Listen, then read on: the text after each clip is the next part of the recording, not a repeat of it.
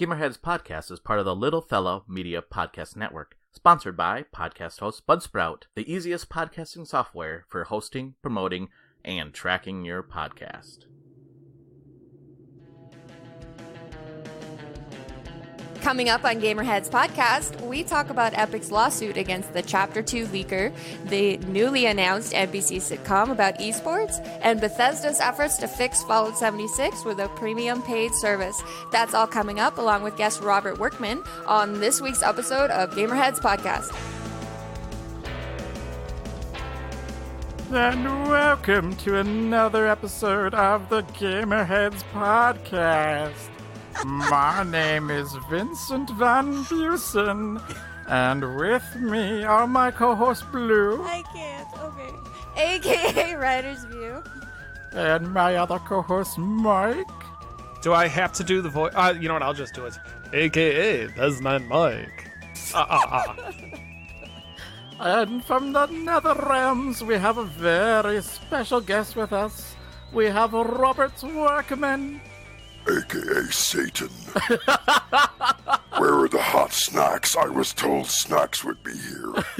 Where? Hi, everybody. Sorry, I'm possessed this morning. This what happens when you wake me up before 9 a.m.? Oh, I couldn't do the whole show. I could do the whole show with that voice. Please That'd don't. be really hard. I don't. I couldn't. You also had a really good Dr. Claw vibe going, too. Oh, thank you. I did that once. I'll get you next time, Gouge. And they just like, whoa! Need like metal fists now. This is great. And a cat. You know, if you played the video game, though, you find out who Dr. Claw is. So They also had a toy. They had a Dr. Claw action figure, and they intentionally put a sticker over his face, so you had to buy it in order to see what he looked like. Oh. And then the you saw real question is, does the toy match the video game? Yes. It does. Yes. Oh. It's what he officially looks like. And he looks absolutely nothing like you would think. It's kind of like... Sorry. I was just going to say, I love that there's a Inspector Gadget cannon. Yes. Yeah. Well, of course there's an Inspector Gadget canon, because there is. Duh. Doesn't tie in with the movies at all, but Yeah, exactly. Well, Christian is not able to make it, so Robert was so kind to join us early in the morning. So thank you, Robert, for joining us. Robert, let's before we get into the podcast and do our intros and welcoming other people, why don't we talk a little bit about who you are, Robert? I see that you are a games journalist. I am. I've been working in game journalism for almost 15 years now. Holy cow. I was working for a while with comic book, but that fell out horribly. So now I'm doing stuff on the freelance front. I'm working with a couple of different websites here. And somewhere along the way, I've established a little bit better of a social media following and everything like that. And, now I've got Blue following me, and every other day it's like, hey, these are my hot snacks. I don't know what it is. It's a theme. But it's just been a lot of fun, and now I get a lot of friends I talk to regularly. It's really good to get back on the freelance front. It took forever to get back onto it, but it's been a good time. And then I also record my own podcast alongside my buddy David Gilton, the ARG podcast, another retro gaming podcast over there at retrozap.com. We just recorded an episode talking about the Castlevania series. Ooh. And it was a lot of fun. We brought up the really awful fighting game Judgment, but we also brought some great games to the fold. We talked about Castlevania The Adventure Rebirth, which you cannot get anymore, and you should, because it's an amazing game. So that's one on a Wii, right? Yeah, WiiWare. Yeah. And it's just gone now. It's like vaporware. It's always depressing, but we had a great episode and everything. So yeah, if you guys want to give that a listen, I'll give it a shout out at the end there. But yeah, I've been doing game journalism and, doing my writing, doing my reviews. Right now I'm exhaustively working my way through Outer Worlds and Modern Warfare and still trying to finish up Medieval, and it's just fun. Yeah. Yeah, well, I appreciate you jumping on the show, and yeah, I mean, just you're like one of the nicest people on Twitter. Like when we reach out to you and talk to you, you're apparently visit the wrong days. Right? I could be a jerk too. So just well, I have not experienced that, so give it time. Give it time. Well, welcome to the show. And welcome listeners from Plainfield, Wisconsin, home of such people as Francis Hammerstrom, naturalist and author, and Ed Gein is from Plainfield, Wisconsin. Ooh. And Plainfield is like 20 minutes from where I live. That's fine. Yeah. No, there's nothing wrong with that. So Ed Gein is kind of a neighbor. So this is the rumor I heard, that he would make summer sausage and give them to his neighbors and say, "Here you go. Here's some summer sausage I made, homemade." Stringy. Yeah, it wasn't Ed Gein's sausage. Yeah. That's an awesome name for. They should Roger. You should open a restaurant in Plainfield and call it Ed Gein Sausage. No, I don't think. Forget that. I'm naming my ska band Ed Gein Sausage. We're going on tour. You can cross promote. You could play at Plainfield, Wisconsin. Actually, I'd love to see you go to the Plainfield City Hall and see if they would actually grant you a business license for that business name. Yeah, that'd be crazy. Well, so he was buried in Plainfield too, and people have destroyed or stolen his headstone and stuff like that. So I mean, I don't know. It's kind of I don't know if people stole it because they thought it was like a piece of history, or if they stole it because they just didn't want anybody knowing that Ed Gein's from Plainfield, Wisconsin. Or they were trying to make sausage out of it. Yeah.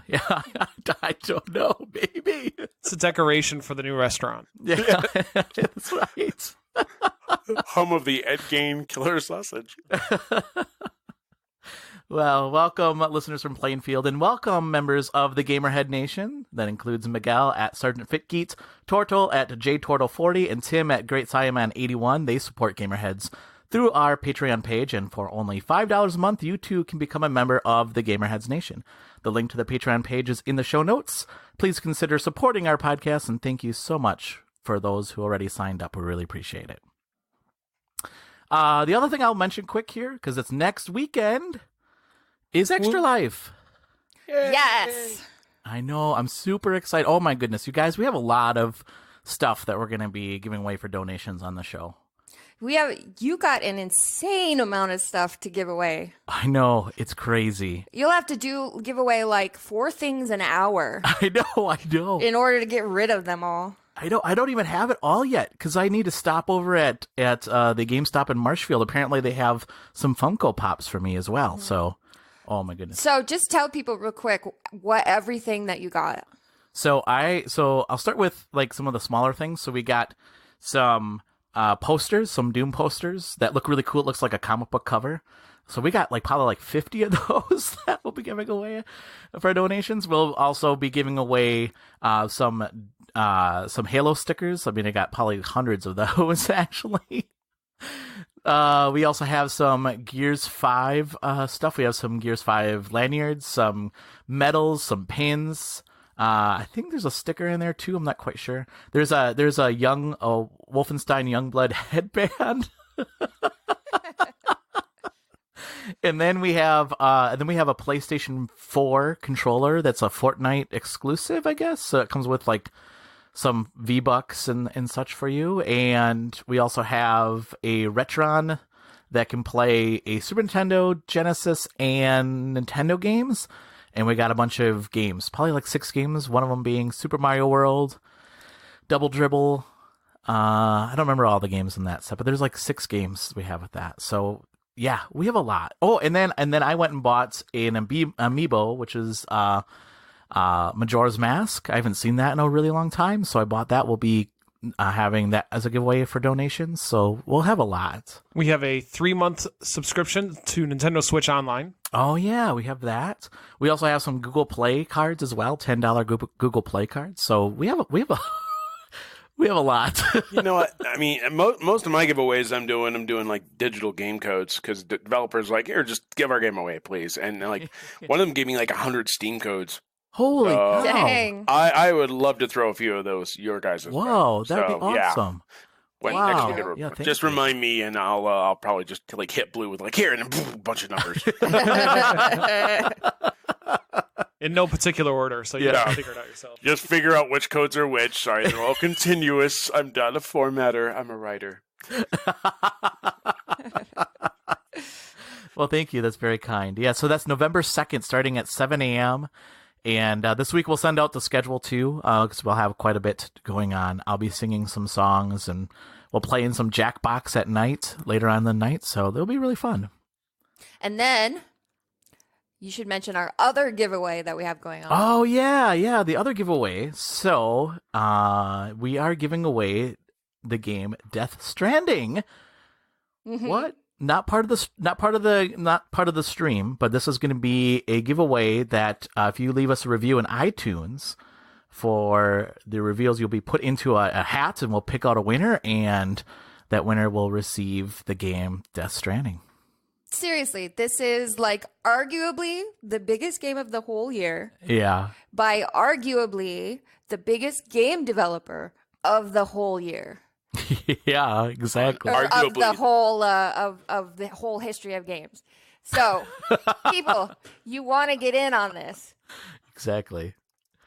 Yeah, it's gonna be cool. It's gonna be. We have quite a few feedback already. So, but there's still time. I think when did we say November 8th is when we're gonna November 8th is when it releases. So at noon Central Time, we'll pick the winner. Yeah, and then Roger will send out the game. Yeah. So. Stay tuned for that, and yeah, get your feedback into iTunes, and yeah, we're excited about that. Anything else I should start before we get into the icebreaker at all? No. Okay. Let's just go before you guys decide to do funny voices again. Yeah. Oh boy. See? Oh no, it's too late. Robert, don't do any funny voices. I will. Well, our icebreaker this week, Esquire ranked their top 10 game consoles of all time, and they named the N64 the best console of all time. And they make a very compelling argument. Do they? Yeah, really? Oh, that was dripping with sarcasm. Okay. Because I was gonna say, like, some of the things they're saying, like, I mean, okay, some of the games on there were really good, right? I mean, they mentioned Mario 64, brought the 3D platforming. I know, but I mean, the reason that they mentioned the console is because the games that came out on that console, but I don't agree with that being the best console of all time. So I guess I wanted to ask you guys. Yeah. I mean, I'm assuming N64 is not your favorite console of all time, but what do you consider the best console of all time? And Robert, since you are a guest, I'll start with you. What do you think the best console of all time is? People are going to think I'm nuts, but this kind of helped define, number one, me, and number two, the gaming revolution as we know it. I'm going to say the Sega Dreamcast. To me, the Sega Dreamcast was the defining moment in terms of telling where our networked gaming was going forward, our visual gaming systems were going forward, and it had a majority of original games that, in an era we'll never see again, because nobody will make a fishing game with a fishing controller. No one will make a dancing game with maraca controllers. It's at so many standards. I mean, like NFL 2K was considered one of the best sports games of all time, and you could play it online and actually not have to worry about idiots like in Madden. So it defines so many things. That's kind of like where my name came from. The DCD on Twitter. I was originally known as the Dreamcast Drunkard. I mean, now I don't drink that much anymore, so now I guess I'm just a Dreamcast deviant. I don't know. The DCD anyway. So it came at a point in time in which I was still trying to figure out my footing and everything, trying to enjoy games for what they were. I mean, I was enjoying games beforehand, but I think with the Dreamcast, I felt a special connection, and the games just really defined, experiences we wanted. Virtua Tennis, I can't get into tennis games. Well, surprise, it was one of the most addictive games on the system, even if you hated tennis, Crazy Taxi, obviously an incredible port. Even flawed games like Sonic Adventure, you remember, because holy crap, he's going to get destroyed by a whale. There was just so many moments that it generated there. So yeah, I mean, I will make a more compelling argument than Esquire about my decision of system. I won't just say, well, because it's Nintendo. I won't because we liked it when we were kids. Yes. Yeah. There. Because we enjoyed it when we went through the 24-pack of beer. Yay. I believe with everything that's defined there and everything the way this, the game systems are now, online play, graphics pushing and everything like that, I think the Dreamcast led the way in that, A lot of people say, well, wait, PlayStation 2. I'm like, hey, shut up. They needed an adapter to play online. So whatever, So yeah, I would definitely say the Dreamcast. Yeah. Did you, were you a fan of the game Seaman? Seaman. Seaman. First Seaman. Not Seaman. We actually talked about it a few times. I think the trippiest thing was Leonard Nimoy did that. Yes. I don't know if he knew what he was getting into. I know, right? They probably just said, hey, Leonard, here's a check. Don't ask any questions. Yes. Your lines. It won't be about a smart-ass fish. Just go with it. Yeah, just go with the script. But yeah, Seaman was a great game. It was. Just really weird. That's what I mean. Experiences you won't see anymore. Seaman. No one will make a Seaman anymore ever again. Probably for the best, though. No, I could see a 21st century super meta Seaman. Probably totally hipster Seaman. Emo Tobey Maguire Seaman. Just stops and dances, shakes his fins for 5 seconds. If we can have Untitled Goose Game, I don't think there's anything we can't that's have. True. That's a good point. Very good point. Yeah. You just had to bring up the goose. I haven't played it. I just know people won't shut up about it. It's amazing. That's why. I get to be a jackass goose and steal somebody's keys and for hours on end. I got honk at him and they'll never get a single ounce of gardening done. Come on. In fact, we're rounding off topics. Sorry. Oh, good. That's a good pick, though. I did like the Dreamcast as well. My college roommate had the Dreamcast, and man, I wanted one so badly. I just couldn't afford one in college. And now, Paula can't afford one again, but... what about you, Blue? What is your favorite console, what do you consider the best console of all time? So, yeah, I think that's a big distinction. Now, if you're talking about your favorites, then Esquire has every right to say that it's the N64 and no one can argue. But if we want to talk about the best, you have to have some sort of objectivity somewhere. Yes. And sorry, not the N64. I would suggest that would be the original NES because of what it did for the entire video game industry at that time in history. Yeah. Because the console market was just in absolute shambles. No store would carry a video game console. They wanted nothing to do with them because they just took up space on the shelves and never sold. And likewise, the arcade industry was not doing so great because they had put out too much in too many places. Everywhere you went, there was some crappy arcade machine, and people were just sick of video games as a whole. And yet Nintendo managed in that market mood, I guess, to still come in, to sell the NES, to blow people away, and to change the entire industry forever. Yeah. Yeah, that's crazy. That's a compelling argument compared to just cause. Thank you. Yeah, exactly. Exactly. And I'll say that on Esquire's list, the NES is on there, but it's not number one. It should be. It should be. The NES did set a standard there, and it did bring the video game industry back after, they said E.T. crashed the industry. I think it was just oversaturation that crashed the industry. It was. You can't put the kind of pressure on Howard Scott Warshaw. The guy already went through so much. It's you don't do that. E.T. was just the straw that broke the camel's back, but it wasn't E.T.'s fault. It was not. Yeah, because look at today. There's a lot of crap games that come out and it doesn't destroy the industry. I think it was just like you said, Robert, the oversaturation of what was going on at the time. And yeah, I think it was just too much, too little, and at a time it was and then apparently Nintendo came along and they reminded us in simple way of why gaming was great. They didn't oversaturate the market or anything like that. They just did their thing, and they continue today to do their thing. They don't follow the popular trends. They follow their trend, and it works incredibly well. Everybody's sitting there excited about, oh, I'm going to play some Modern Warfare. Well, we've got Luigi's Mansion. Oh, that's cool too. Do your thing, Yeah.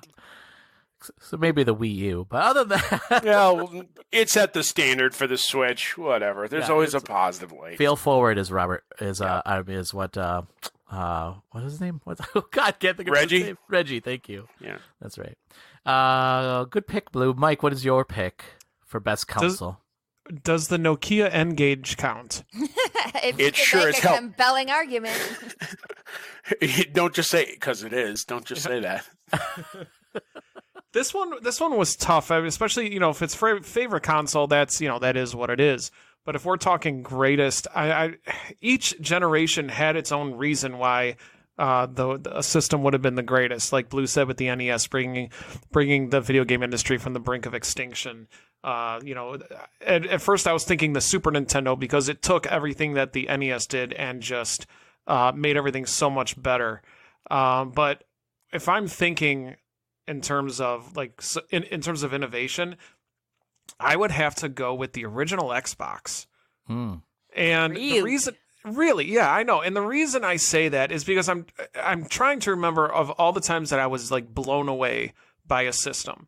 Of course the NES, the Super Nintendo with the Mode 7 graphics, the Mario 64 on the Nintendo 64, playing Tomb Raider, on the PlayStation. But I'm thinking with the Xbox, that was the first time I really got into real online gaming. And I know there, Sega Genesis had the Sega Channel. There was online gaming even with PC at the time, but that's when I got into games like Crimson Skies, like Wolfenstein, Halo 2. That was the only game I've ever played sundown to sunup and didn't even realize it. Just playing the big team battles online. Even they had a golf game, Lynx 2004 or something like that. That it was just a blast playing with other people. And I think that in terms of what it did, in terms of taking the industry to the next step, that's where I would say that with that fallen. Not to mention also some of the amazing games, and then of course followed by the 360, and then the other system that we don't talk about here. Yeah. Yeah, and you're not just saying that because you got it for free. Yeah, no, I'm not. I think somewhere along the way, Tony Hawk's Pro Skater 2X got in his head and be like, "Yep, Xbox is the greatest." Yes. Yeah. Yep. Yeah, that's a good pick. I think I was gonna side with Blue with my pick as well. With the NES because of the fact that, Blue, you said it really well that here was the industry that was falling apart and Nintendo steps in, a toy maker steps in and makes a console that brings the video game back to, the foreground. Relevant. Yeah, make it relevant. Yeah. It's weird because I also think the NES also, not saying the arcade was, the arcades were kind of on the downswing anyway, but I think NES really killed them off. That was the final dagger of you don't have to go to an arcade. You could play the games at home. Well, yeah. And then it was the first time you actually got depth in video games. Yeah. When you think about Final Fantasy and Zelda, they weren't just, here's, everybody loves Donkey Kong, but it's the same 5 levels over and over and over. Yeah. It took video games to a whole new level. Yeah, and certainly Nintendo. Atari tried to do that with games like, what is that, Adventure Quest and Yar's Revenge and even Raiders of the Lost Ark, but it just Nintendo was just a better platform for those types of things, and and it changed the gaming platform as we know it. Wouldn't it be crazy if we didn't have the NES? I wonder what would have happened. Probably video games would have fizzled and died. Crazy. None of us would be here talking. I know. Yeah, we'd be talking about knitting. So the great Argyle yarn is out, guys. It's really great. There'd be console war, different knitting wars of different brands of. Yeah. Screw twine. It's out. There's a multi-universe where that happened. You know that. Okay, so then we got the best timeline, you guys. We did. For once, the best timeline. So listeners, what is your favorite? Or sorry, not your favorite. What is the best console in your opinion? And make an argument for it on Twitter. You can send us a tweet at GamerheadsPC. If you'd like to send us an email, you can send us an email at info@gamerheadspodcast. You can go to facebook.com/gamerheadspodcast and leave us your thoughts there, or you can go to our website, gamerheadspodcast.com, and leave us your thoughts there as well. All right, let's move on to the news, and I have a couple items here. Let's see. Mike, do you want to take the first one there? Sure, and this comes from Engadget. NBC is making a sitcom based on esports. Hooray! Yay! According to Variety, NBC has picked up a show called The Squad, a multi-camera comedy about esports developed by Big Bang Theory star Johnny Galecki and executive producer Anthony Del Bracolo.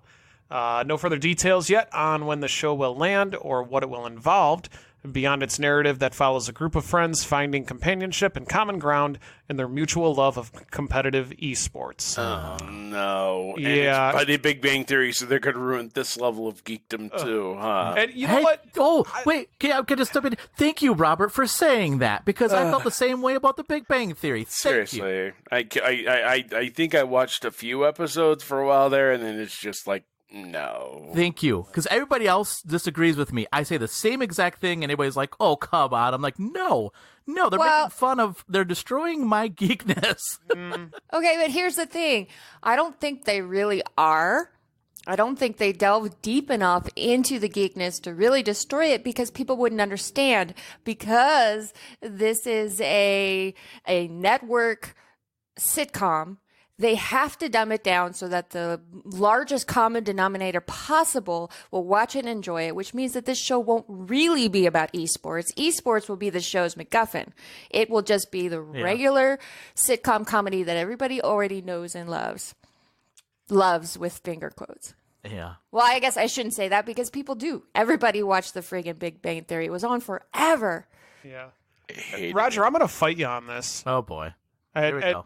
Here's the thing. I'm going to fight you for the first 3 seasons of Big Bang Theory. Because you watched it a long time. Yeah, you did. Yeah, absolutely. No, because there a lot of the stuff, like, see, here's the thing. When you're watching a sitcom, you can tell, and then they discuss video games or do something video games related, you can tell that the writers and the people working on it know absolutely nothing. And I don't know why. One of the things I hated so much when seeing television shows and commercials, somebody playing a video game, all they're doing is just spamming buttons and spamming the D-pad. Like, yes. You know what I mean? Like, I don't know. As a gamer, when I see that, I'm like, you're not doing anything. You don't just randomly press buttons. Like, so I'm sorry that I'm getting off on a side. I'm getting on a strange rant here, but in the Big Bang Theory, they mentioned stuff that some people wouldn't know about. They mentioned Zork in an episode. The one character, Sheldon, has an Astro Smash shirt. Yeah. And I think that's cool. There's another episode where, they mention all the Zelda games. There's another one that really rang true with me, where Johnny Galecki's character, he's sitting with Penny at the dinner table, and he's telling her about how he played Shadow of the Colossus, the remake, on the PlayStation 3, and that he loved the original Shadow of the Colossus on the PS2, but the Shadow of the Colossus remake just didn't give him the same feeling. And they did it as kind of a joke, because she didn't care, had no idea what he was talking about. But as soon as he said that, I turned to my wife. I'm like, that is exactly how I felt about that game. So it does kind of ring true with me, at least for the first few seasons. Then the show turned into a terrible Friends ripoff. Yeah. Then it got really stupid. But I'd say for the first couple seasons, I think they did their research on, at least in gaming culture, at least from my perspective. See, that's the thing. Oh, go ahead. Sorry. Now, having said that, I can't think of a single group of gamers that call themselves the Squad. Yeah. Yeah, just the Squad. Hey, what do we want to name ourselves? I know, something generic. Perfect. I can't help but think of when Hollywood attempted to kind of dive into esports comedy a few years ago. There was this Jason Mewes comedy called Noobs. Oh. And I remember it being kind of terrible, because they really tried to the excitement of a tournament and everything like that, and then they tried to throw jokes into it, and it was it just wasn't good. It did have Zelda Williams in it, and she was great, but it's just when they tried to go for that esports level of humor, they didn't get it. They didn't understand what makes esports. I think like the closest thing I've seen to that, there was another series a couple of years ago called Good Game. It was developed by Michelle Morrow and Jesse Cox. It lasted like one season because YouTube canceled it because they're idiots for some reason. I don't know. But I thought it was a great show because, you know, I had like those guys from the Gamer Grumps and I had like a few other great actors in it too. It just, when you nail down like the essence, the comedy of esports, you don't want to go for the cheap laugh. I mean, that's kind of a problem I had with Big Bang Theory. They had geekdom and everything like that, and for a little while it was good and all that stuff, and then they started going for the cheap laughs, and then all of a sudden it was nauseating. So, I mean, if Galecki and his team think they have the right approach, I mean, obviously change the name of the squad from the squad, because who is that? Oh, that's the squad. Oh, intimidating. You know, so, you know, they need to change some stuff around. You know, maybe it could be a good show, but maybe we're talking about Big Bang Theory reboot, and I don't. Yeah, no, it'll never happen as long as it's on NBC. You could probably do a web series that would do it properly, but NBC has financial expectations that will come along with it. And if they do it properly, to say a way that other gamers would appreciate, it will never be successful. It will be like when they adapted Ready Player One to a movie. Because Ready Player One is a love letter to the 80s and to gaming. And so to adapt that into a movie that audiences all over the world would love, they had to take all of that out and make it stupid and then put it out. Yeah. See, and so, Mike, I mean... Hi. Mike, I would argue sad over there. Well, I mean, so I mean, the reason I don't like The Big Bang Theory, and the reason I'm probably not going to like this show, because of the cheap laughs they do try to get. I mean, even it's cool that they mentioned, you know, the Shadow of Colossus and stuff like that, but that in itself was a good joke. Like, people watching it that don't understand that game would be like, he talked about how it doesn't really connect to him now. That's hilarious. I have no idea what he's talking about, but it's funny. Like, I don't know. I hate that because I feel like they're making fun of my... Is that what they sounded like? Yeah, well, that's the people that are watching it sound like, that don't know anything about video games. They're like, oh, yeah, that was hilarious. I don't know anything about this. But that's... Well, I mean, they did write the geek characters from a sympathetic viewpoint. Yeah, but and they often showed like they were victims when people were being mean to them. Okay, but I still think there's some cheap laughs in our Well, geekness. yeah, it's a sitcom. Yeah. And I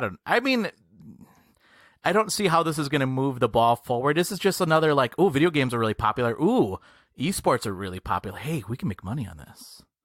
You know, we should start our own esports team and call ourselves the Squad, and then sue NBC. Yeah. When they release the first. I'm thinking they beat us with the paperwork. We could call ourselves the Real Squad. Yeah, like the real Ghostbusters. Yeah, exactly. I'm the big gamer. I call the bad boy. I'm the bad boy. Okay. I'm the bad gamer. What would we call Blue? I'm not playing. No, you're on this. You're on the squad. No, I'm not playing. No, that's her name. That's her name. I'm not playing. The non-player. So what do you play? Well, duh. But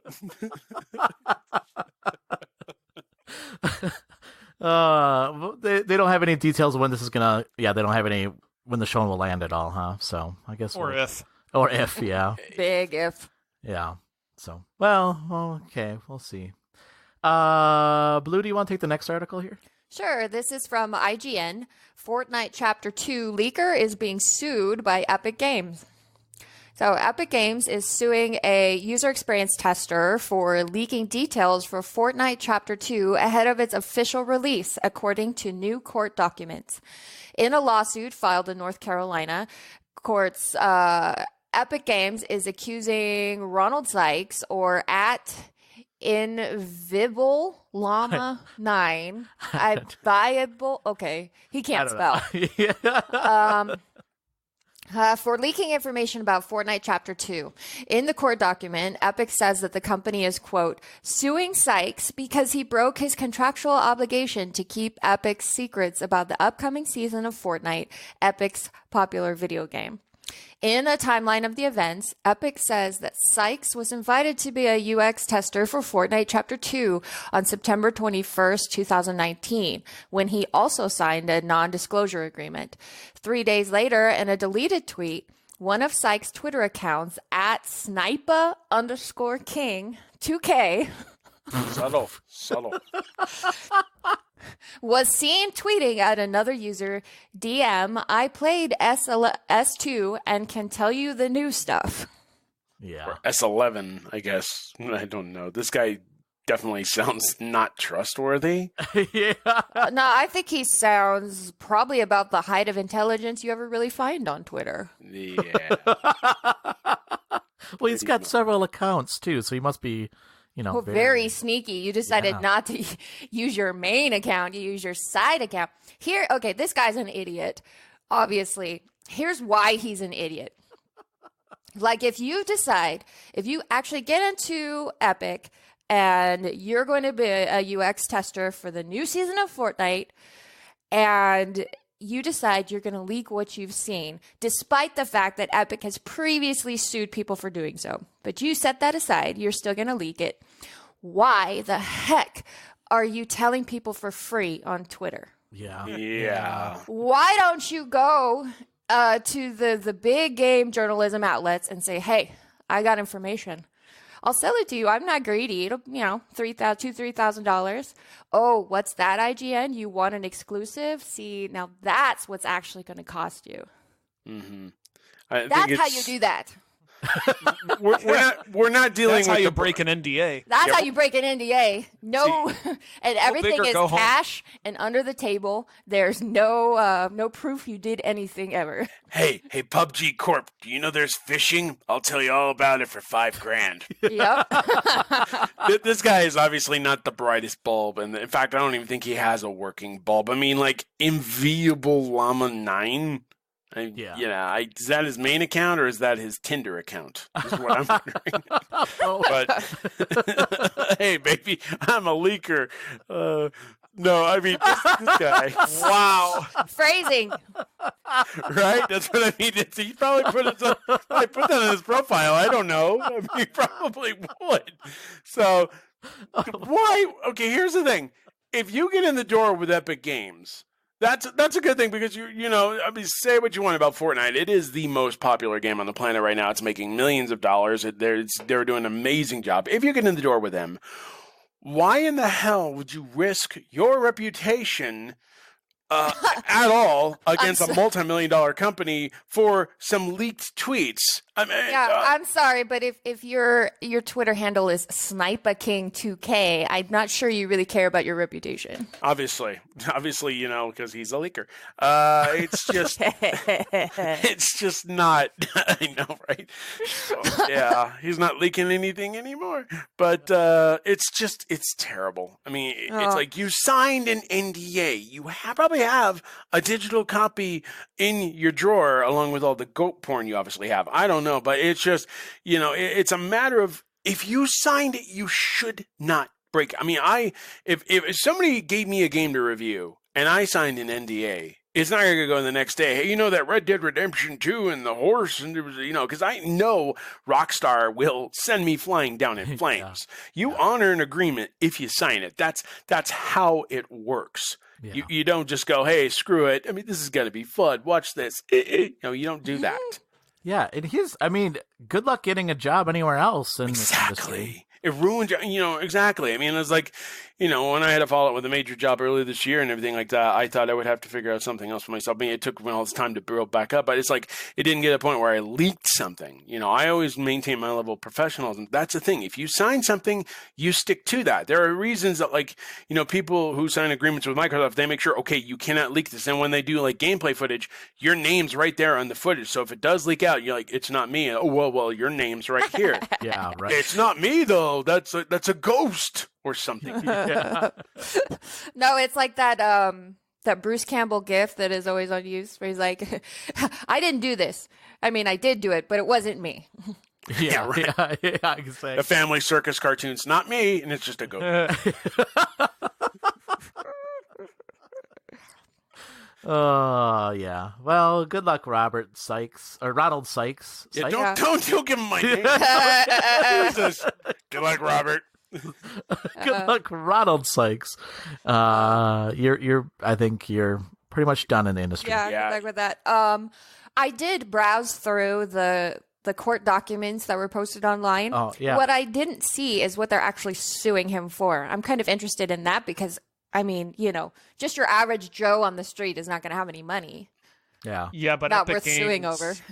They need to make a point here. Oh, I know. That's what they're trying to do. They're going to burn him in effigy, but Yeah. I just wondered what they're actually suing him for. Yeah. Yeah, that's a good question. I'm sure he doesn't have a whole lot of money. Yeah, time to get that night shift at Applebee's. Yeah. Oh, funny. Robert, do you want to take the next one here? This is the one that you brought up. Yeah, so IGN posted their latest top 100 video games of all time. Apparently, they update it yearly. And I was looking through this list, and I just shared it with you guys, and there are some interesting quandaries here. First off, this is kind of noteworthy. No Sega games. Yeah. Like, no Sonic the Hedgehog, no Streets of Rage, no Gunstar Heroes, not even an Earthworm Jim, although that was Interplay, really. But, no Sega games. Tons of Nintendo games, but no Sega games. And then, of course, I have to call shenanigans because GoldenEye 007 is all the way down at 75, while games like XCOM, UFO, Defense, and Jedi Outcast, and Rock Band, and all these are ahead of it. Not that I have any problems with Rock Band. It's amazing. But it's like, number one, you're going to shun Sega, a company that helped define the industry with its Genesis and its Dreamcast and had so many legendary games, and not have a single game. I mean, did they burn you on Mario and Sonic in the Olympic Games 2020? Is that what it was? Because you obviously have no sense of history if you leave Sega off this list. Yeah. Like, ask anybody who owns a Sega Genesis Mini how legendary it is, Yeah. And number two, GoldenEye is the game that helped push the first-person genre onto consoles. Say what you want about Doom ports or anything like that, but people got into first-person shooters on consoles because of GoldenEye. It's legendary. So there's no way in hell that, something like Overwatch should be ahead of it. As fun as Overwatch is and as great as the programmers are doing on it, Overwatch follows GoldenEye on a top 100 list to me. And also, why is The Witness above GoldenEye? I'm like, okay, now I know this list. And there's no Booger Man. We talked about this. No Booger Man on this list Yep. at all. But Undertale's there for some reason. But no, I just think I look at this list and I can't help but think there's a little bit of bias. Like, somebody got pissed off at Sega. No, we're not going to mention Sonic the Hedgehog. We're not going to mention, Gunstar Heroes. We're not going to mention any of those. Yeah. I can't help but think somebody got pissed off by it. And I know a lot of the internet's been calling him out on it too, especially diehard Sega fans. Like, hey, guys, remember the Genesis? So Yeah. I don't know. Maybe, is it just me, or does this list seem kind of biased to you guys? Yeah, I agree. I think it doesn't make a whole lot of sense to me either. I looked at the list. Doesn't. It's pretty crazy that Sonic would not be on there. It's pretty crazy. I mean, I'm scrolling through the list right now. I don't have any large arguments so far, except for it's a little bit odd to me that Pokemon Go is listed at number 100.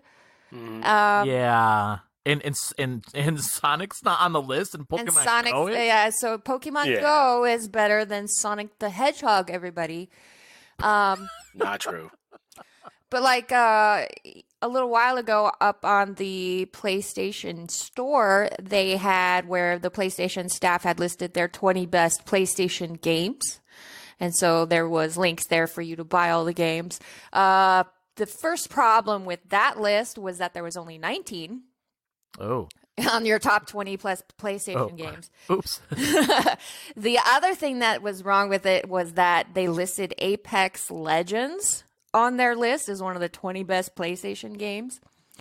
And so to me, that's like the same thing as Pokemon Go, whereas it's brand new and free to play, and it's a fad. At least it hasn't yet proven that it's not. So how can it be among the greatest games ever? Yeah. Maybe they had that one really good match. Be like, oh, this is the greatest game ever. Yeah. It's not. I mean, Apex Legends specifically is not even a year old. Mm-hmm. Yeah. If anything, like if you're going to make an argument for like a game that's a compelling experience that you want to put on there from Respawn, hello, Titanfall 2 says hi. First off, I'd rather play Titanfall 2 than Apex Legends any day of the week and twice on Sunday. And number two, do you guys not like 19 out of 20? Did like, I don't know, did somebody piss you up by calling it? We're taking it back off the list. Nah. The math is hard, you guys. It's hard. Yeah. It's difficult. I've been up for a few minutes. Yeah, I don't know. I mean, like some of these games on the maybe they're great. Like Monkey Island 2, is that like better than a Sega game? No, it's good, but I mean, if we're going to be talking about Sega games, there are so many, like Crazy Taxi. Yeah. Throw that in the list. That's an unpredictable driving game that's almost a different experience every time, and with the greatest soundtrack of all time. Fight me, but it's just. I'm taking even like Virtua Tennis. I would see an argument for Virtua Tennis being on this list just because it's an insanely good party game, and yet there's not even consideration for their classics. Like I said, Gunstar Heroes, I keep coming back to that, but that is one of the best Genesis games ever made. And it's phenomenal with its graphics and its gameplay and its challenge and all that stuff. And no, it didn't make the list, but here's Rise of the Tomb Raider, which of course is a great game. But I'm like, I don't know. I think there's just something here that's off. I don't think they gave a consideration. That'd be like imagine making a list like this and not having any Nintendo games. Yeah, right? That'd be weird. Well, and if you're going through the list, it has like the people that picked these games, right? So, I mean, none of these people from IGN ever play a Sega game. Maybe, in a lot of households, you had one or the other. Maybe everybody who works for IGN only had Nintendos. Yeah, maybe. I'm going to go ahead and completely destroy this list by saying that Left 4 Dead 2 is on the list and Left 4 Dead 1 is not. And I don't know. I would argue that Left 4 Dead 1 was leaps and bounds better than Left 4 Dead 2. I will also say that Mega Man 3 is on this list and Mega Man 2 is not. Oh, that's a deal breaker. Mm-hmm. So, yeah. This must be the same guy that writes for Esquire. Well, what is your compelling argument? Yeah, exactly. I mean, it looks like they just asked their staff, "Hey, give me some games, and we'll make a top 100 list out of them." Ooh, put Overwatch in there. Ooh. Yeah, exactly. Well, maybe it's actually really smart because if you want to put out a list that's going to get all kinds of traffic and attention online, that's how you do it. Yeah. And how do you put Overwatch in, not The Witcher? Is The Witcher really not on here? It's not. I didn't. Because that's in PlayStation's list. Yeah, I don't see The Witcher at all. Is Nickelodeon kart racing on the list? Oh God. It should be. No, it's not. It's on its own list. Yeah. Yeah, I don't see The Witcher on here at all. That's weird. Ooh, This is a weird that list. is weird. Mm. And Grand Theft Auto San Andreas is. I don't think Grand Theft Auto 5 is on here. Oh no, Witcher. Or you're talking Witcher 1? Witcher 3. Oh, because that's at 28. Oh, it is. Oh, it is. Okay, fine. Well, it is 100 games, so Still no booger man. yeah. No Burger Man. Sorry. Invalid. So all they have to do is update the list to just say the top 100 games that are not Booger Man. Yeah. And then now they're totally validated. 100 games not made by Sega. Yeah. Exactly. Well, weird. That's a weird. Well, thanks, Robert, for bringing that up because I didn't see that. So, the last one here, Mike. Do you want to take that last article? Sure. This comes from the Loot Gaming, and Bethesda is finally fixing Fallout 76. Yay! With a premium service. What? Fixing. Of course they are. Air quotes. Air quotes. Bethesda has launched a new service called Fallout First. I'm sorry, hold on. I gotta compose myself. I can't even say it with a straight face. Because if you start listening to the episodes from a year ago, I was really excited about this game. So you were. all right. You were. All right. So Fallout First, a new premium service where you can either pay by the month or annually. You get the choice in that. So prices are $11.99 per month or $99.99 for the year. The paid service. But that's pines. Pines. That's pounds. Yeah. Okay. So I think it's like what, $20 a month. I think I don't know what the conversion is, but it's more than No, it's $11.99 or actually no, $12.99 a month or $99.99 a year. Something like that for US. Oh, good. So you save if you go for the full year. Yeah. Awesome. Yeah. So benefits include private worlds, so you could play in a private world exclusively to you and up to 7 friends. Ooh. You can get unlimited storage for crafting components in your news scrapbox container. A new placeable fast travel point with a stash, sleeping bag, and more for your basic needs. You receive 1,650 atoms per month to use in the Atomic shop. You get an iconic Fallout outfit exclusively for members, and unique icons and emotes available only to members. What the hell? Do you remember? Okay, so last year when they announced Fallout 76, one of the things they said that got a lot of applause from the audience was, "We guarantee that we will not charge for anything in this game." Yes. Well, obviously at the time, Todd Howard had his fingers crossed behind his back when he said it. Yeah. Well, you know what we should do is we should find that clip and play it in the show when you release it. Yeah, I'll see if I can find that. So here's my thing about this. I'm just gonna go off on this right now. It's like, you know what you could buy for $11.99 a month? Anything else? A pizza of the month club. I don't know. PlayStation Now is $10 a month now and has 3 Fallout games to choose from. Xbox Game Pass is $15 and you can play the Outer Worlds, which is everything we would have wanted in a new Fallout game anyway. Not to mention, Fallout New Vegas, which is still amazing after all this time. So if you're gonna spend the money, you might as well get something useful out of it and not give it to Bethesda, because I don't know. What if you pay it and they do the thing again where like, okay, we promise you a Great Ranger outfit and it's made of nylon? Yep. Just say it doesn't fit right. I mean, the timing on this is horrible. They announced it the same week that the Outer Worlds comes out, and everybody who's played the Outer Worlds is amazing. It's like, this is what Fallout should be. This is what and everything like that. And then meanwhile, Bethesda's like, oh, but you get a tent. Yeah. Ooh, tent. With a sleeping bag, guys. I'm like, that's going to make a world of difference. The zipper doesn't work, but it's all right. Oh. Yeah. Broke my zipper. I don't know. I see this as an annoyance that does not need to happen. I understand you want to make money. That's fine. And not with this way. I mean, come on, guys. Yeah. Well, no, yeah. I mean, if you want to make money, make a game people want to play. Don't make them pay. Fallout New Vegas HD. Don't make them pay to continue to play your crappy game that nobody wants to play anymore. That people paid $60 for. Mm-hmm. Yeah, exactly. It kills me to say this. Like, I was not a big fan of 76 yet, and I really tried. This gives me no incentive to want to come back. Hell, all the stuff that they're doing in Destiny is giving me more incentive to come back than this. Yeah. Yeah, I'm tempted to sell my copy of 76 for sure. I already looked it up. You only get $3 a GameStop. I deleted it. That's a coffee. Yeah, that's a coffee. I'd That's do a that. hot snack. That's a pizza topping of the month club. There you go. It's a bad move. And the only thing that bugs me now is like the observation people are going to have on future Bethesda games going forward. Like, okay, I'm going to buy Doom Eternal in March, and then I'm obviously going to pay a Doom Pass to get these extra demons for $12 a month. I mean, is that going to happen?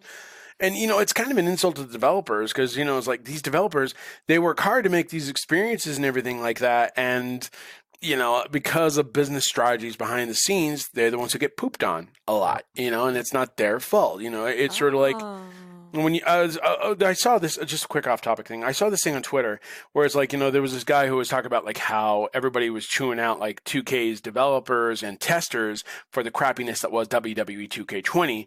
And one of the guys said, look, it's not us. These decisions are made above us to do this in a time frame so it could be released in said time frame, it's not entirely our fault. And they're right. It's like, people are like, well, we're going to meet this release date come hell or high water. It was probably Vince McMahon for all I know.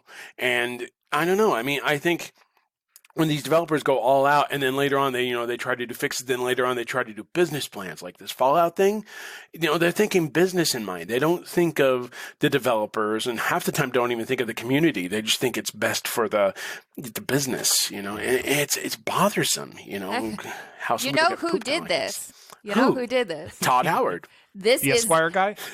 This is our business friend. Yeah, exactly. Who runs around to all the companies. We need to give him a name. Yeah, we do. The business guy. Just as the original as the Squad. Why not? That is true. But yeah, maybe that's pretty much probably going to dictate Blizzard this weekend during the BlizzCon thing. I'd be like, I don't know. Instead of just giving him a name, let's just combine him with Don Matrick. Can he look like the Hamburglar? Can he be in Hamburglar He costume? just runs around going robble robble and destroying companies. Robble, business plan. Robble. Liquidation. Yeah. Oh yeah. So we have a running joke that every time that like really bad decisions are made, it's like the same guy that goes to all these different companies. He makes a bad decision, he gets fired from, he gets hired from another company, and he makes another bad decision. Hey guys, I have this great idea. Okay, it didn't work here, but it's gonna work here because this company. Yeah. Oh man. Well, good luck. Good luck with Fallout 1, I guess. Does it even have any subscribers? I want to see the subscriber numbers. Yeah. I want to see like how all 7 of them like this service. Yeah, exactly. I actually, if any listeners, I don't think any of your listeners probably purchase this, but if you do, I'd like to know, why did you buy the Fallout 1 monthly or yearly subscription? I'd be curious. And let us know so we could drive over there and hit you with a rolled up newspaper. Look, our service is only $5, and you get to contribute to the community, and you get part of the community. Yeah. These are the same people buying the $40 a month Mario Kart Tour Pass. Oh yeah. Yeah. Otherwise, I got Diddy Kong though. Yeah. Like me. Any other news from anybody? Nothing as enjoyable as this. Yeah. So this was a treat. although those WWE 2K20 glitch Oh videos yes, They are so hilarious. There's this one where like Charlotte's getting assaulted by a ref or something. Yes. I don't know what's happening Oh there. my goodness, yes. And then Ronda Rousey's legs are jelly while the ropes are shaking like crazy. Yes. Where somebody gets thrown into the ring and just slides all the way across. Yeah. It reminds me, you've got to see this. There are YouTube videos. I'll make this really quick. There's YouTube videos of UFC, the game glitches, and they're commentated as if they are actual UFC matches. And I was crying listening to it. Like there's one where the guy goes for like a chokehold and the commentators are like, and then he grabs a ghost that's been haunting the arena, and it's just like, it's so funny. So if you go to YouTube, after you're listening to the show, of course, go to YouTube and type in UFC glitches, and it'll be like Joe Rogan commentates UFC glitches. It's hilarious. Yeah, we should do that with these glitches for this game. Because there's by God, there's the one that must have been he was putting him in like some kind of tornado move, but the guy just kept spinning around the room, and the wrestler was just standing in the middle, and somebody put it to the song "You Spin Me Round." Oh yeah, and they did that with the Sonic the Hedgehog spring sound too. Oh God! Now I'm looking this up right now. So, do either of you guys actually own this game? No, I don't. I do. I'm reviewing it, and it's a nightmare. Is it as bad? I mean, can you? Yeah, because you can talk about it, right? Because it's out right now, right? Yeah, it's out, and it's bad. I mean, not only are the glitches ever present, but like the gameplay feels off. I mean, they made like the decision to get rid of the original developers at Ukes and have just Visual Concepts take over, and you could just tell it's just a bad transition. It's just, this is probably one of the worst WWE games since 2K18 on the Switch. It's bad. It is. And I really had high hopes for it because, I had a great roster and everything. And they threw in like Halloween characters. I understand like Bray Wyatt, the Fiend, and everything like that, but they have like Yeah. like a Frankenstein version of Braun Strowman, and be like, oh yeah, that makes up for Legends any day of the weekend, twice on Sunday, sure. I don't know. I think this is definitely a game. I mean, I'm not going to blame the QA testers. I know exactly who to blame for this one, so I'm kind of hoping they get it patched like soon. It needs and then to be like, next year, why don't you just make WWE All Stars 2 or something? WrestleMania Arcade again. Just don't do the sim thing anymore. Yeah. Well, because the reason I was asking is we happen to have a charity stream coming up in a week. Oh my goodness. And wouldn't it be fun to play that game with crazy glitches? My God. That would be hilarious. I'd share mine, but I mean, we're trying to be nice to people during that time. So I don't want it to. I think I torture you guys enough on Twitter. I really don't need to give you a bad gaming experience on top. I don't want to be that guy. I don't want to be business guy. Yeah. So I mean, I'm not saying that any of us should go spend the money on this game if they wouldn't otherwise. Yeah. And I definitely wouldn't. But just thought, if we happen to have it, it would be funny. Yeah. Yeah. I saw some of the graphics too. I mean, like they had the Rock come out, and it looked like a Rock that I would have made in like the PlayStation 2 game. SmackDown game. Yes. Yeah. It looks so bad. I'm like, what is going on? How could you do this? At least your wrestler had skin. Yeah, that's true. Yeah, I've seen that. Just the eyes and the teeth. Yeah, I know. It's like, hey, I know that guy. He's from Assassin's Creed Unity. Hey, welcome back. Yeah, that's true. Oh my gosh! And like some of the wrestlers are like walking around on their knees. I'm like, what is going on here? Well, they're stretching before the match. Somebody's playing the game, and then all of a sudden it dawns on them. I don't know if wrestling is actually real after playing this game. Sure, it is. Oh, that's just I think I like the one the sliding one because they just kind of look like they were sucked into a black hole because they like stretched out, and the other one was I don't know if you saw this, but Kevin Owens wins the Money in a Bank by pinning somebody. Oh yeah, I saw that too. That's so stupid. I mean, come on. Okay, that in itself, how could you let that go? I mean, any of that, I don't understand. I don't get it. It's weird. Where were we? Yeah, we're okay. Oh yeah, Fallout. Yeah, maybe Fallout's not so bad. If this is the standard, maybe.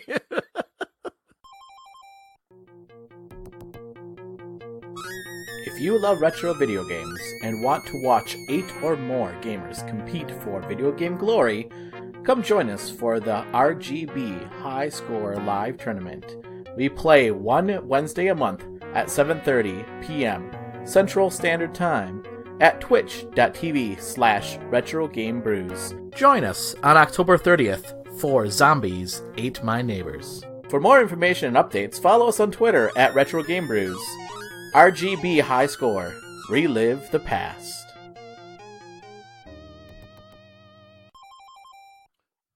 Let's move on to listener feedback then. Listeners, you can get a hold of us. You can send us a tweet at GamerheadsPC. You can send us an email at info@GamerheadsPodcast.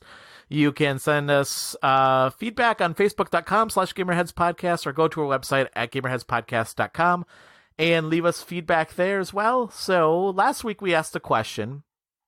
Would you rather try to survive in real-life Resident Evil or real-life Silent Hill? So we got some feedback here. And Mike, do you want to take that first one there? Sure. This comes from @GamerKratos. They tweeted, I'd try to survive in Silent Hill, but I'd be dead either way. Yeah. I'd like to know why real-life Dead Space wasn't an option. Oh, yeah. Well, because if I'm going to die, I'm going to die horrifically on a space vessel and have an alien walk around with my body because, like, yes, Robert lives on, kind of, sort of. Well, at least in Silent Hill, though, I mean, you might come back as like a weird creature. Or I might have a dude with a pyramid for a head ram into my body. Yeah. No thanks. Yeah, exactly. Well, Robert, do you want to take the next one there from Scaredy Matt? Sure. Scaredy Matt says, definitely Resident Evil. What scares me the most is not knowing what's real. Yeah. Yep. Yep. Yeah. I mean, like Mr. X comes after you, yeah, he's going to give it to you. They should have that should have been a quote on the box. Yeah. They'll do that with their multiplayer game. Resident Evil X going to give it to you. Blue, do you want to take the last one there? Sure. Well, actually, there's two more. Oh, there's two more. At Geek with That tweeted Resident Evil only because it seems slightly more grounded in reality, whereas Silent Hill just makes up the rules as it goes along. Yeah. That seemed like to be the majority of the people picked Resident Evil. But do you want to take the last one there from Cliff Myers? I didn't see that one yet. Mike, do you want to take that last one?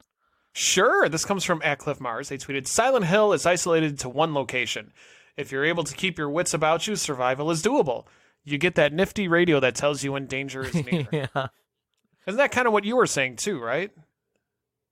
I thought someone made that argument last week with us. Not me. No, that wasn't me. And Resident Evil gets the outbreak goes worldwide. Okay, yeah, I did say that. And Silent Hill is contained. That's right. Yep. I think Christian talked about the radio, but yeah. So, and then we also got some feedback on iTunes as well. Blue, do you want to take that first one there? Sure. Local Flick said, this is quickly becoming one of my favorite podcasts, and the banter between the diverse set of hosts never gets old. Mike, Roger, Blue, and Christian come at games from different perspectives, like what it's like to complete it for the platinum, or what it's like suffering through a bad game for a review. They pose interesting questions as talking points, in addition to discussing the latest gaming topics and just casually talking about whatever they are playing that week. It really helps my work week go by quickly. Thanks. That's nice to say. Thank you. I don't know how you guys feel, but every time I talk to Christian about reviewing games, he'd rather review a bad game than a good game because there's a lot more to talk about in a bad game. Well, yeah, there is a lot more to talk about, but you have to get through the game first. Yeah. Maybe that's not a problem for Christian, but personally for me, I feel like I'm on a string of bad games. And I'm kind of struggling here. So we know who's reviewing WWE 2K20, don't we? Well, fortunately, not that bad. But. Yeah. The next one here, would you mind taking that next one, Robert? Sure. Davey PGH via Apple Podcast said, great podcast, great host, and a good variety of topics.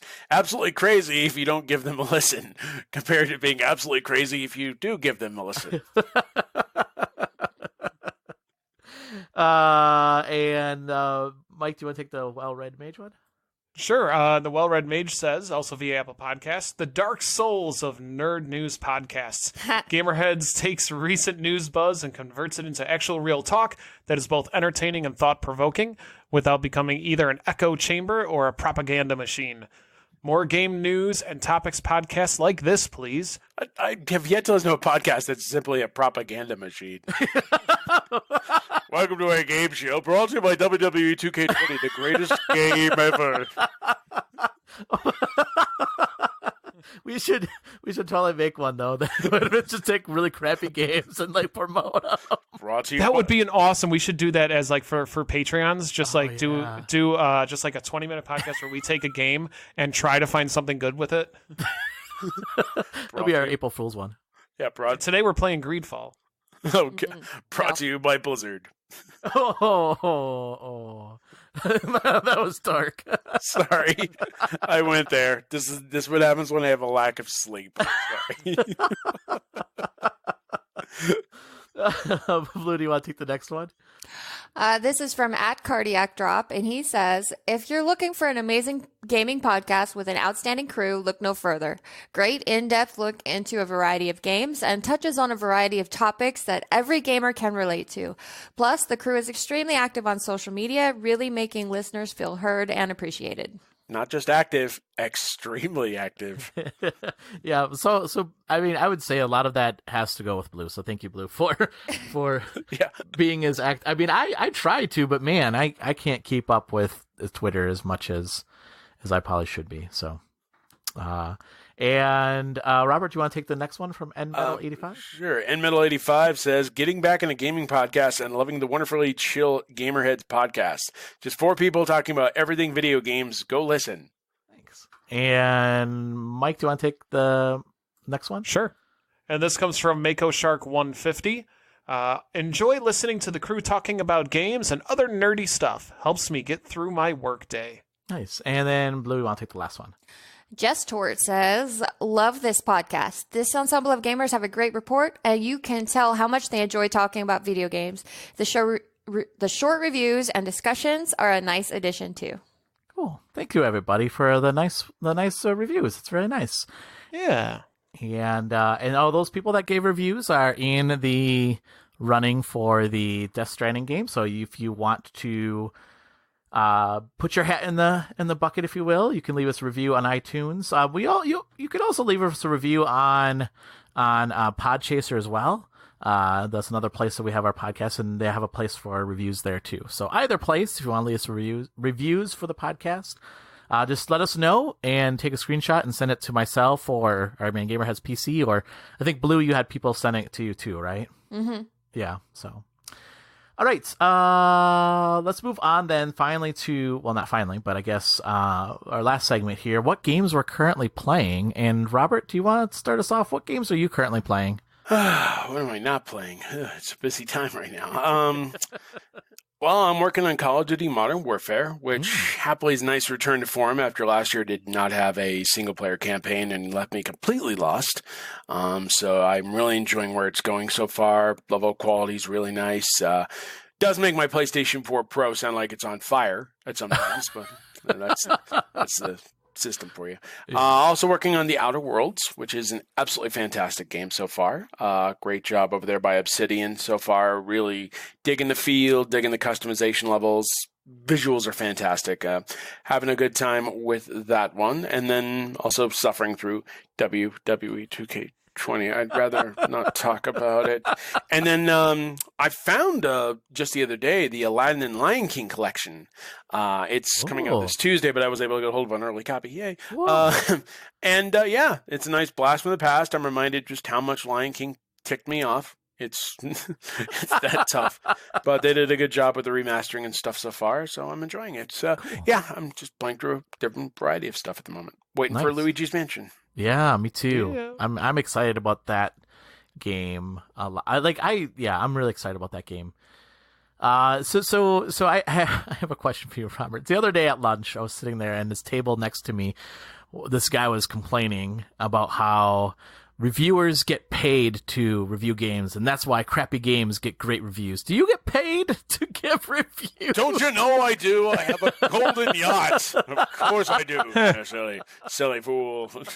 You peasant. How dare you? Let me get off my throne and shake my cane at you. Listen, you. No, I mean, the truth is I've never really had that kind of opportunity.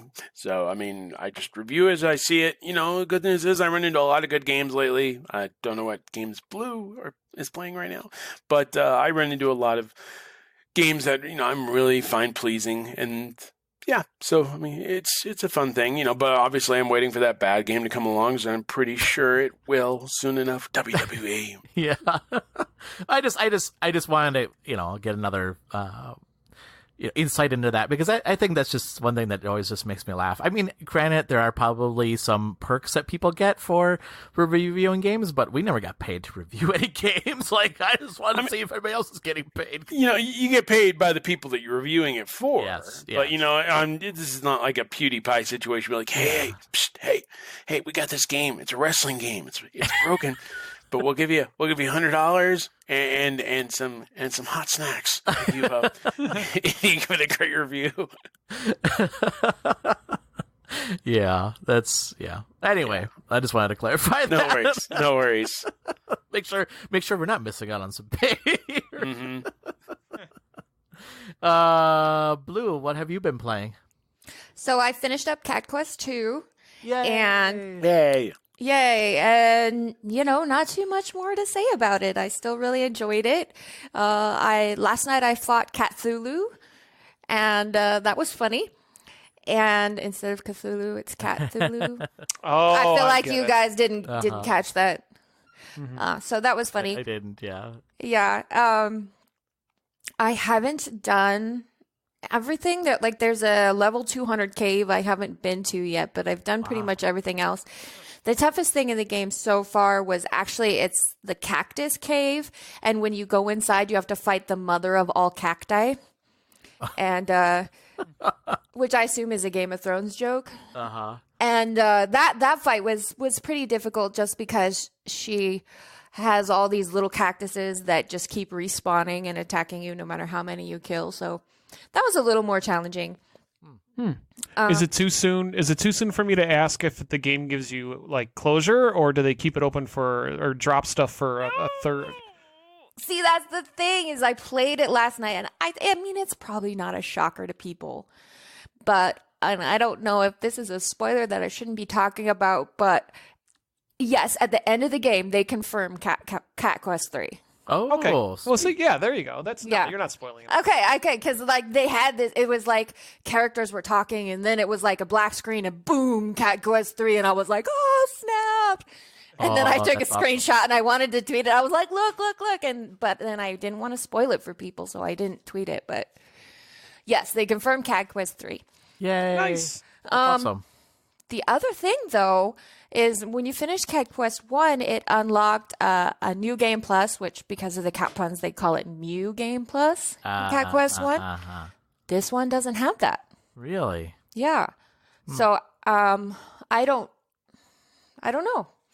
I was expecting it, and I'm looking forward to it because it gives the game some real longevity. Yeah. And more you can, because it's so casual and the difficulty level is really easy, which is great. But a New Game Plus means you can have the best of both worlds. Yeah. You can have the easy and the challenging. And so now this one I feel like is missing half of it now. Unless it shows up if you complete every single thing, which is possible, but I kind of doubt it. So what you're saying is you want the game to have 9 lives. Oh. Well, that's actually an option in the first one. Oh, because it lets you have unlimited lives, but in the 9 one, you can choose to say, I only want 9 lives to play through. Oh. That's pretty cool. Yeah. It sounds like that game is the cat's meow. Yeah. But I have to mention specifically because this is the first, because I checked out the co-op. It is couch co-op only. But this is the first couch co-op game that I have ever played where it plays just as well single player as it does with multiple people.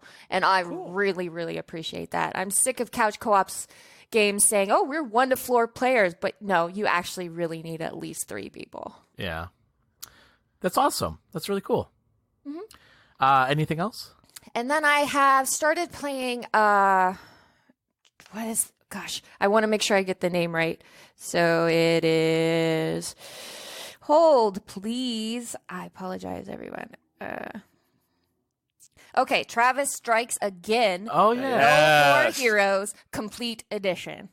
So I know there's a bunch of versions of this game, but I wanted to make sure I got it right. So, but I just got a code for that from the lootgaming.com, and so I'll be reviewing it for them. But I did boot it up last night and started playing through the first world.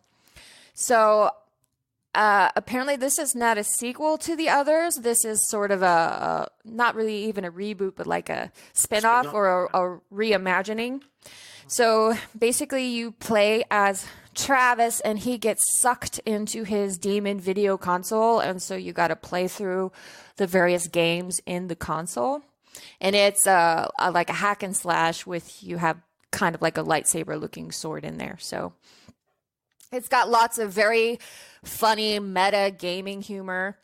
Like at the beginning of the game, Travis is being attacked by somebody with a baseball bat, and so the guy with the baseball bat starts breaking the fourth wall and like smashing the bat against your television screen. And then like the cracks in the screen form the words of the director. It's Suda 61, I believe. Oh. So that's how they did the credits. That's cool. Just to give you some background, that's Batgirl's dad. Mm-hmm. One of the bosses you fight in the first No More Heroes is Batgirl. Actually, one of the more, all the boss fights are really fascinating, but this is one of the more popular ones. So when Travis kills her, that's her father tracking him down to get his revenge. Oh, interesting. And that's on the Switch, right? Yes, I'm playing it on the Switch. So the game has actually been out since, I believe, January or February, but it's now on the Switch. So I'm reviewing that version. Nice. Cool. Anything else? That's it. Mike, what have you been playing? So I haven't. This is going to be pretty boring because I haven't. Work has been just absolutely crazy this week. But with Halloween and the Halloween events and everything, I want to get as much as I can. So of course I played Tetris 99. I unlocked that Luigi's Mansion, theme, which by the time you hear this should be ending. So I'm sorry. Also, I played some more Asphalt 9 Legends. I can't get enough of that game. Yeah. And you know what also is fun? Because I'm seeing more and more stuff being talked about it on Twitter. Yeah. I'm seeing more people saying, singing the praises of this game. And I still say this mobile game developed by Gameloft. Yeah. It's just so much fun. So I'm enjoying that. I've actually been playing in the multiplayer games when the races are over. Everybody that's in the top 3 that's not part of a group, I'm sending them invites to join the Gamerheads crew. Yeah. We have up to 8 people now on our crew. Right. So and then just again, it's a game you can play for half an hour at a time, and you're not missing anything if you don't play it for 4 to 5 hours on a day. But you can if you want. Also, I've been playing the Ninja Saviors: Return of the Warriors on the Switch, which is a remake of a Super Nintendo game that I never played before. And if you listen and pay attention, you will hear my review of it right here on GamerheadsPodcast.com. Spoiler alert: I enjoyed it. Yeah. Yeah, it's a little on the tough side, but I did enjoy seeing this game come back. It's really great seeing Ninja Warriors again. Not to mention they're doing a Bubble Bobble again. Yeah. Bubble Bobble Yes. for friends next month, I think. Yeah. Yeah. Yeah, that looks So, and it was, and I never played Ninja Warriors, so this was totally new to me. nice. So it was fun. And then finally, I played some more Halloween events of Rocket League. Oh, I haven't played yeah. that for a while, and I was joined by a close personal friend of mine and playing some online Me? in Rocket League. Yeah, Roger, that's you. I'm talking about you. Okay. I was going to say, who else were you playing with? Because I was playing with you. It sure as hell wasn't me. No, so I played that. So we played a few.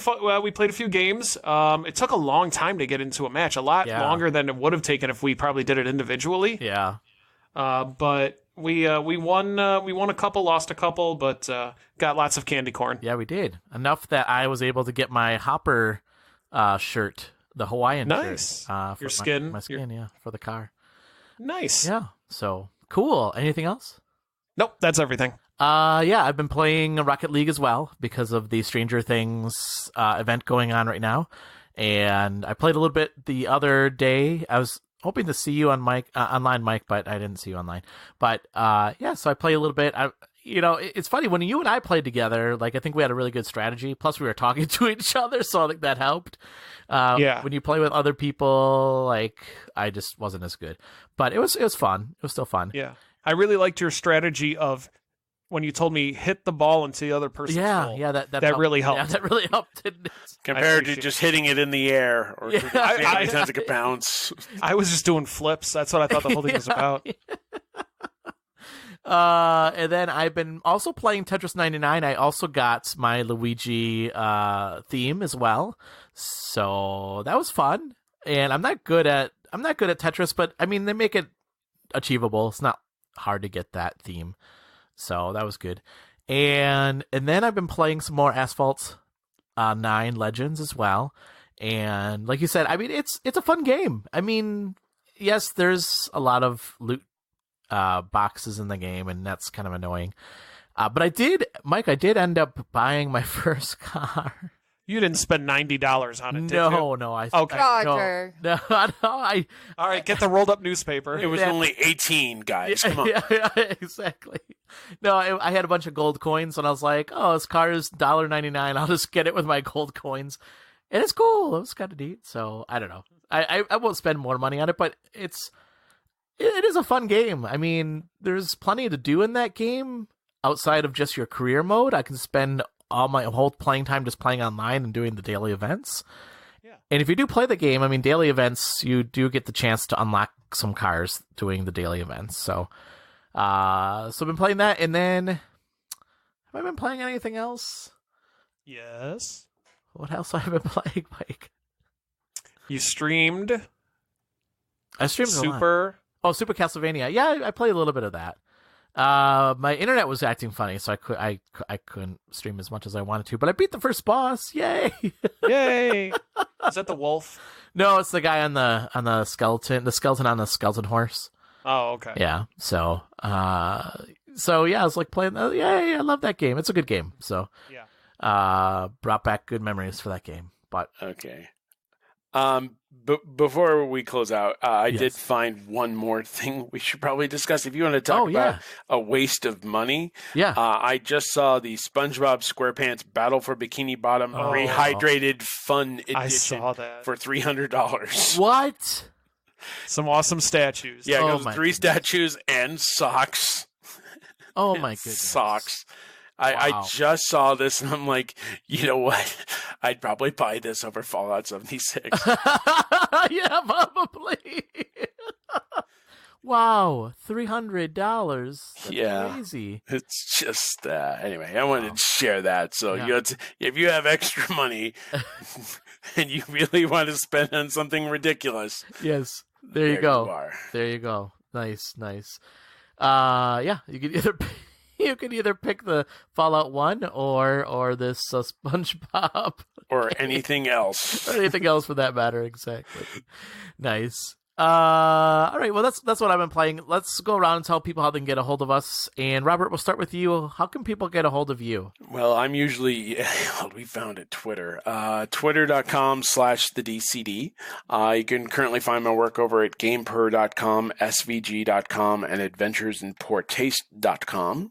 And you can also check out more about our ARG podcast over at retrozap.com. Again, our Castlevania episode just went live, and we're working on another episode this week. So, yeah, if you guys want to check that out, check that out. Nice. And Blue, how can people get a hold of you? You can almost always find me on Twitter, at least for now. My handle is @WritersView, and it's spelled with a Y, so WRY. And then I also have a website, which is writersview.com. Nice. And welcome back, by the way. Yeah, thanks. I haven't decided if I'm staying. You're just visiting. One tweet about WWE 2K20. I'm out. I'm out. I'm back. Oh no, WWE 2K20. I'm done. And Mike, how can people get a hold of you? You can find me on Twitter @TCThrowers. You can find the Controller Throwers podcast on iTunes and Google Play.